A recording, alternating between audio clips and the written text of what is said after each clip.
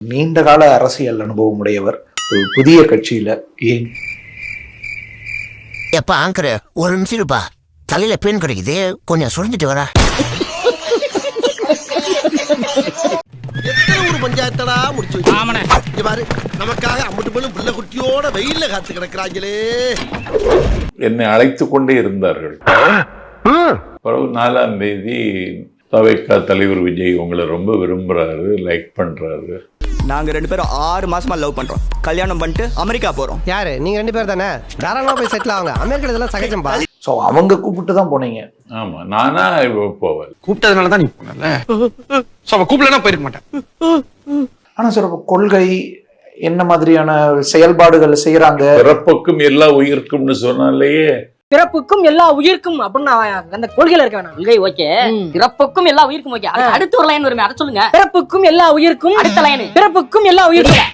தெரியல அது என்ன? முதல்ல பிறப்புக்கும் உயிர்க்கும்ன்றது என்னது? அது நாலடியாரா, திருப்புகளா, சிவபுராணமா, என்னது சொல்லு. உங்கள் நண்பர்கள், அரசியல் நண்பர்கள், சுற்றத்தார் எல்லாம் என்ன சொல்றாங்க?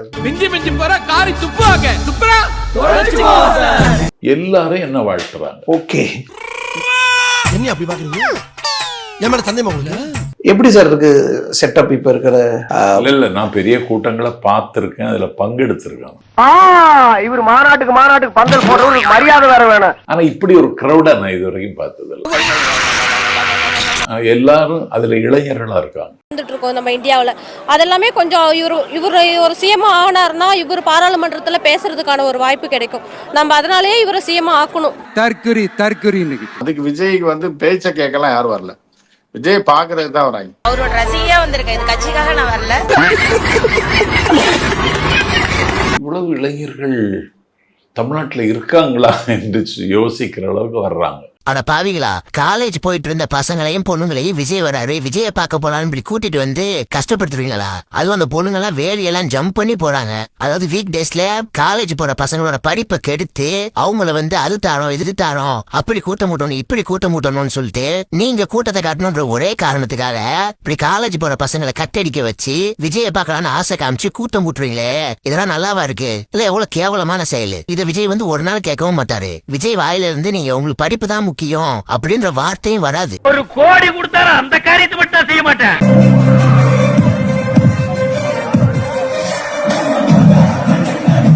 சார் இவனை என்ன பண்ண சார்? செருப்ப காட்டி அடிக்கிறீங்க. வருவாங்க, விஜய் பார்ப்பாங்க, கத்துவாங்க, போயிடுவாங்க.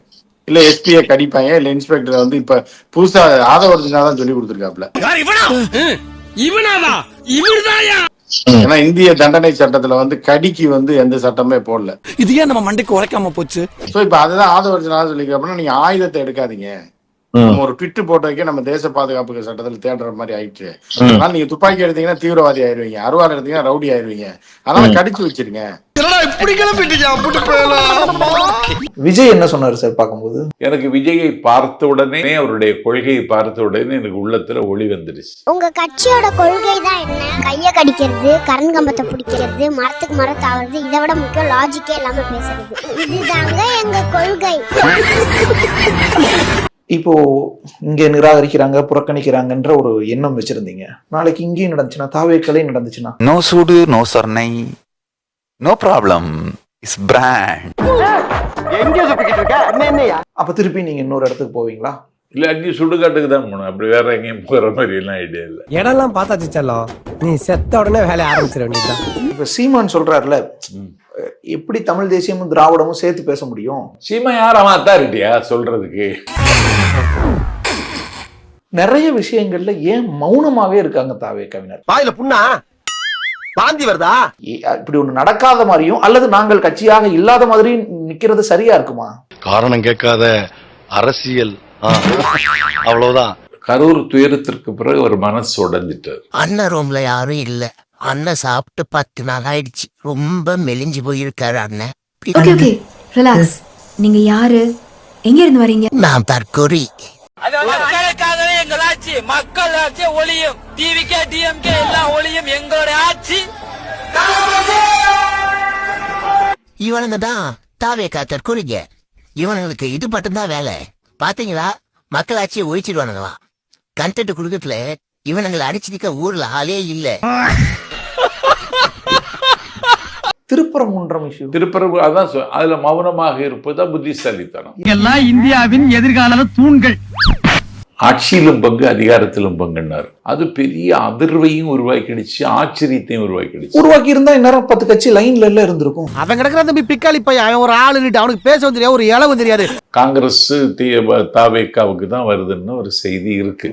ஐயா இப்படி பொருளையை கிளப்பி விட்டு என் பொழப்புக்கு உழவச்சுட்டு போயிடாரா ஜேம்ஸ்? திமுக எல்லா தொகுதிகளிலும் இன்றைக்கு ஒரு அதிருப்தியை சம்பாதிச்சிருச்சு. யாருக்கு தான் அந்த பிளஸ் இருக்கு? இவங்களுக்கு ஒரு அதிருப்தினா ஒருத்தருக்கு பிளஸ் இருக்கணும்ல. அதான் விஜய். வேண்டாம் sir. Thank you sir. The Lion of King Vijay. சிங்கமா எங்க? லயன் ஆஃப் கிங்கா? இப்படி ஒரு சென்டென்ஸ் இங்கிலீஷ்ல இல்லையடா. ஒன்னு லயன் கிங்னு சொல்லிருக்கலாம், இல்ல வேற ஏதாவது சொல்லிருக்கலாம். அது என்ன லயன் ஆஃப் கிங்? எங்க தான் நீங்க தான் இங்கிலீஷ் படிக்கிறீங்க? இப்படிப்பட்ட தற்கூரிங்களை வச்சுட்டு இது எப்படிதான் முதலமைச்சர் கனவு காண்றாரோ. அப்ப அதிமுக தான் முடிஞ்சு போச்சு. அது அவ்வளவுதான், டைம் முடிஞ்சது. வா.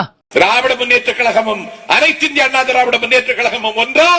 திராவிட முன்னேற்ற கழகம் தரகு கடை, அனைத்து இந்திய அண்ணா திராவிட முன்னேற்ற கழகம் தமிழர்கள் கோட்டம். திராவிட முன்னேற்ற கழகம் வர்த்தக பண்ணை, அனைத்து இந்திய அண்ணா திராவிட முன்னேற்ற கழகம் வித்தக பாசறை. திராவிட முன்னேற்ற கழகம் எலெக்ஷனுக்காகவும் கலெக்ஷனுக்காகவும் இருக்கிற கட்சி.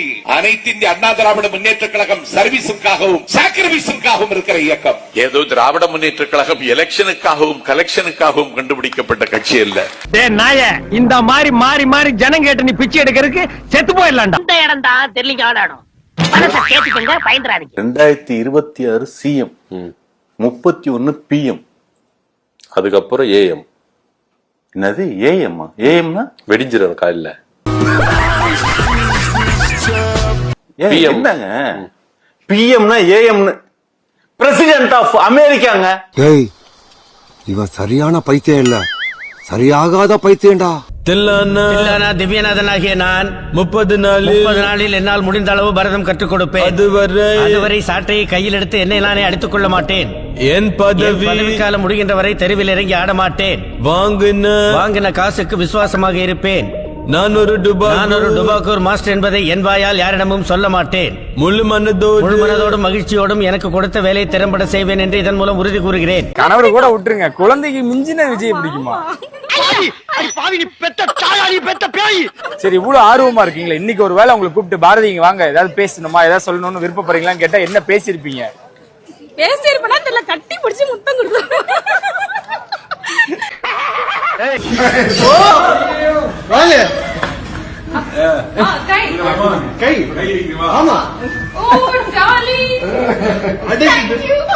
காடு வாங்குது, வீடு போகுது. இந்த வயசுல உனக்கு பொண்ணாடா? ஏய் எதிர்க்கட்சி, என் தலைவர் யார வச்சிருந்தா உனக்கு நாதாரி? அவர் ஒருத்தே வச்சிருப்பாரு, இல்லடா ஊரே வச்சிருப்பாரு. உனக்கு என்னடா? ஏரோப்ளேன்ல போறவனே ஏணி வச்சு எட்டி பாக்குற நீ, கப்பல்ல போறவரை காலை விட்டு ஆட்டி பாக்குற நீ, நடந்து போறவரை நாக்க வச்சு நக்கி பாக்குற நீ, பேசக்கூடாது. வண்டவாளத்தை தண்டவாளத்தை மானம் கெட்ட போல. திண்டுக்கல் இடைத்தேர்தல் புரட்சி தலைவர் எம்ஜிஆர் இடைத்தேர்தலுக்கு பிரச்சாரத்திற்கு போகிறார். போகிற வழியிலே ஒரு பெட்டி கடையிலே இருக்கிற கடைக்காரர் வந்து வண்டியை நிறுத்தி ஒரு சோடாவை எடுத்து தருகிறார். புரட்சி தலைவர் குடித்தவுடனேயே மீதியை அந்த கடைக்காரரிடத்திலே கொடுக்கிறார். அதை வாங்கி குடிப்பதற்கு ஏகப்பட்ட போட்டி.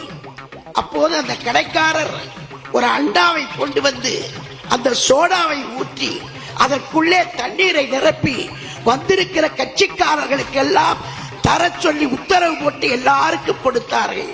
இது நடந்த சம்பவம். இனிமே கூல் ட்ரிங்க்ஸ் குடிக்கும் போதெல்லாம் அது சரி, நீ எதுக்காக எங்க கட்சியில சேர்ந்து எம்எல்ஏ ஆகணுங்கிற?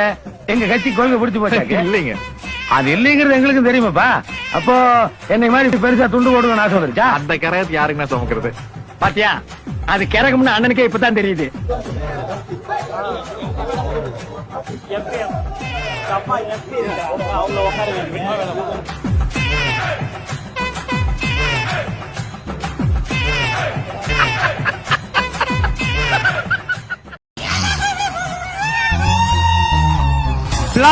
பிளாஸ்ட் தான்.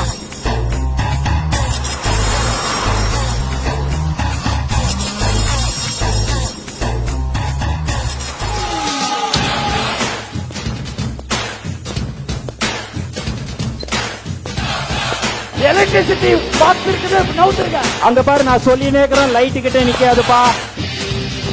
வீட்டுக்காரோட எனக்கு விஜய் தான் பிடிக்கும்.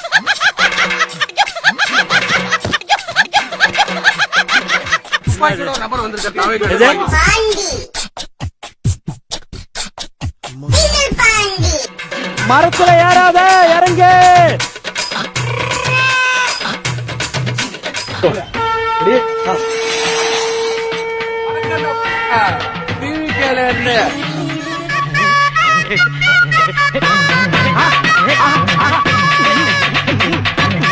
சூடா சுண்டல் விஜய் தம்பியெல்லாம் மெண்டல் கொடூரமா.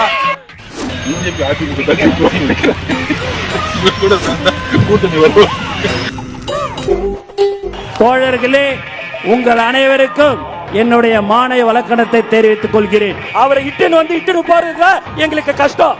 நமக்கு ஒரு தொகுதியில 80,000 85,000 ஓட்டு கிடைச்சிருங்க. ஊருக்கு ஊர், வீதிக்கு வீதி, வீட்டுக்கு வீட்டு.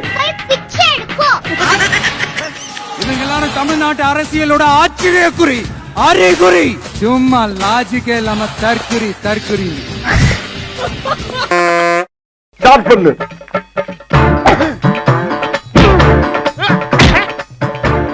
இங்கிட்டு வா. அப்படியா படைக்கல மண்டையில மட்டும் அடிச்சிடாத, குலக்கேசல் உள்ள போயிருவேன். சரியா? உங்க வீட்டு பிள்ளையா நினைச்சு எல்லாரும் என்னை மன்னிச்சிருக்க.